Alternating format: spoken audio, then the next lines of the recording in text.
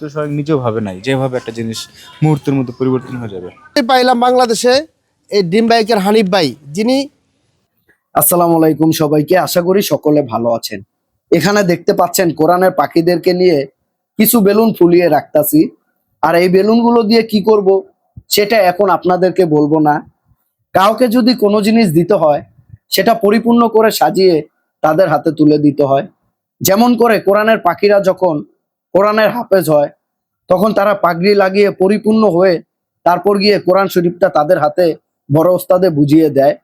তেমন করে কোরআনের পাখিদেরকে কিছু দিতে হলে সেটা পরিপূর্ণ করে সাজিয়ে তাদের হাতে তুলে দিতে হবে। কিছুদিন আগে একটা ভিডিওতে দেখেছিলেন একটা মাদ্রাসা ও এতিমখানা খুবই জীর্ণশীর্ণ ভাঙাচুরা অবস্থায় ছিল। তখন আপনাদের প্রিয় হানিফ হোসেন আপনাদের সকলকে সাথে নিয়ে একটা উদ্যোগ নিল।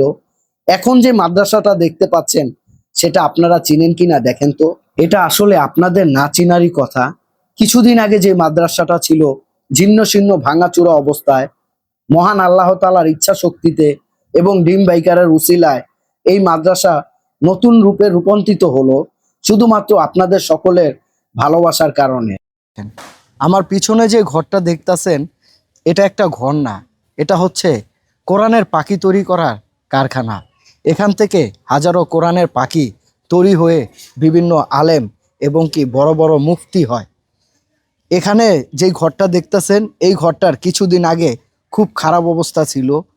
এখানের মাদ্রাসার কিছু বাচ্চারা বলেছে এই ঘরের ভিতরে নাকি সাপ, বিচ্ছু এবং কি শিয়ালও আসতো। তো এই কথাটা শোনার পর আপনাদের প্রিয় ডিম বাইকারের খুবই খারাপ লাগছে। খারাপ লাগবে না কেন? এরকম একটা কোরআনের পাখি তৈরি করার কারখানা, আর এই কারখানার অবস্থা যদি এমন থাকে তাহলে আমরা মুসলমান হয়ে নিজের প্রতি নিজে খুব লজ্জাবোধ মনে হয়। আমরা চাইলে কিন্তু কিছু কিছু টাকা দিয়ে এই ঘরটাকে খুব ভালো রাখতে পারি, কিন্তু আমরা তা করি না। কেন করি না? আসলে আমরা যদি মরে যাই, মরার পরে মুসলমান হিসাবে আমাদের প্রথম জানাজারটা পড়ায় একজন ইমাম সাহেব, আর এই ইমাম সাহেব তৈরি হয় এরকম একটা ঘর থেকে। আর এই ঘরে যে ইমাম সাহেবরা থাকে তারা যদি ভালোভাবে পড়াশোনা না করতে পারে তারা কিভাবে তারা মুফতি এবং তারা কোরআনের হাফেজ হবে? আপনাদের প্রিয় হানিফ হোসেন এই ঘরের পিছনে অনেক শ্রম দিছে এবং কি এই ঘর যখন দেখছে ভাঙ্গা সে একটা উদ্যোগ নিছে। হানিফ, তুমি যে এই ঘরের উদ্যোগটা নিছো, এখন ঘরটা পুরোপুরি কমপ্লিট হয়েছে। আলহামদুলিল্লাহ, তুমি এই ঘরটা কমপ্লিট করছো, এখন তোমার কাছে কেমন লাগতেছে? এখন খুবই আনন্দিত লাগতেছে, খুবই মানে ভাষায় প্রকাশ করার মতো না। এই খুবই ঘরটা তো আনন্দিত। খুব ভাঙ্গাচুরা ছিল। হুজুর যখন আমাকে প্রথম ভিডিও দিল আমি দেখলাম ঘরের অবস্থা খুবই খারাপ। তখন আমি তোমাকে দেখাইলাম, দেখানোর পরে তুমি আমাকে বললা হুজুরের সাথে কথা বলো। তখন আমি হুজুরের সাথে কথা বললাম, বললা তোমার সাথে কথা বলায় দিলাম। তারপরে সবাইকে সাথে নিয়ে তুমি একটা ব্যবস্থা নিলা, আর এই ব্যবস্থাতেই এই ঘরটার পুরোপুরি রূপ চেঞ্জ হয়ে গেছে। না, আমরা একটু দিক নিলেই সকল কিছু সম্ভব হয়। এটা সহজ আসলে হয়। তোমাকে দেখলেই কিন্তু বোঝা হ্যাঁ, যায়। একটু জাস্ট মানে তোমার অত তো খাটুনি নাই, অত ঝামেলা নাই, তোমার অত টাকা পয়সা যাবে না, কিছুই না। সবাই মিলে যদি একটু একটু করে দেই তাহলে কিন্তু হয়ে যায়। জাস্ট উদ্যোগ নিতে হবে, এটাই আর কি, আর কিছু না। তো একটা উদ্যোগ নেওয়ার পিছনে দেখো এই ঘরটার অবস্থা কি ছিল উদ্যোগ নেওয়ার আগে, আর উদ্যোগ নেওয়ার পরে ঘরটার অবস্থা, এটা কেউ ভাবছে? এটা হুজুর তো স্বয়ং নিজেও ভাবে নাই যেভাবে একটা জিনিস মুহূর্তের মধ্যে পরিবর্তন হয়ে যাবে। আসলে আল্লাহ পাকের ইচ্ছা ছাড়া কিছুই হয় না। কখনোই না। আল্লাহ পাক চাইছিল তোমার হাত ধরে এই ঘরটা উন্নত করে দিবে, আর সেটাই হয়েছে। আর হুজুরকে এই ক্ষেত্রে ধন্যবাদ, এই ক্ষেত্রে আমি ভাগ্যবান। হুজুরকে আমি ধন্যবাদ জানাই। আপনি এই ঘরের পিছে না, এই পুরা মাদ্রাসার পিছে অনেক অবদান আছে আপনার।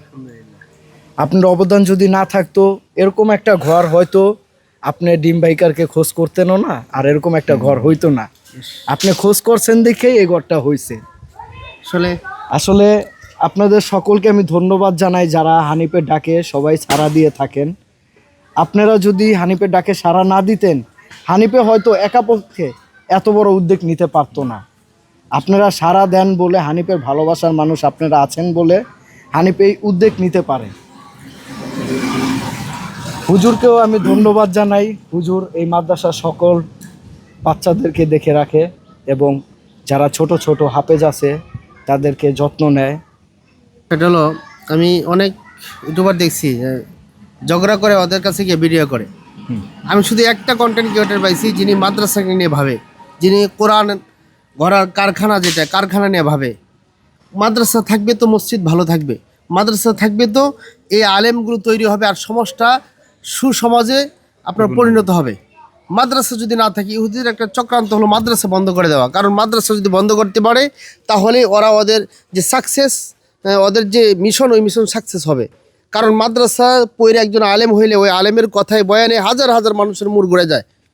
আপনি দেখেন দেলোয়ার হোসেন সাইদি সাহেব, আপনি দেখেন এই যে হাফিজুর রহমান সিদ্দিকী সাহেব, এরকম বড় বড় আলেম যারা আছেন, ওনাদের বয়ানে হাজার হাজার মানুষের মুড় ঘুরে যায়। এই জন্য ইহুদিরা চিন্তা করলো যে মুসলমানদেরকে তাদের মূল পথ থেকে কিভাবে সরানো যায়, মাদ্রাসা বন্ধ করো। একজনেই পাইলাম বাংলাদেশে, এই ডিম বাইকের হানিফ ভাই, যিনি লক্ষ লক্ষ আলেমদের মনের ব্যথা বুঝেছে, কোরআনের পাখিদের ব্যথা বুঝেছে। শুধু কোরআন আলেম না, অসহায় যারা আছে, আমি দেখছি, আমি তো সবসময় হানিফের সাথে থাকি, রাস্তার পাশে দাঁড়ায় কিছু মানুষ ভিক্ষা করে। তো হানিফ চায় তারা ভিক্ষা না করে একটা ব্যবসা করুক, তো তাদেরকে হানিফ একটা ব্যবসা ধরায় দেয়। তো একটা কথা আছে না, যারা ভিক্ষা করে তারা ব্যবসা করতে পারে না, তারা ব্যবসা করতে পারে না। এই যে কিছুদিন আগে একজন বাস হেল্পার, তাকে হানিফ একটা দোকান দিয়ে দিছে, ঠিক আছে, এখন তার জীবনটা অনেক ভালো চলতেছে আলহামদুলিল্লাহ। তো সে কিন্তু চিন্তা করে নাই একটা ব্যবস্থা করে দিবে। হানিফকে উসিলা হিসাবে পাঠাইছে, তার একটা লাইন করে দিছে, ঠিক আছে। আর এই ঘরটা আমি সুমন দেখাই, চলো।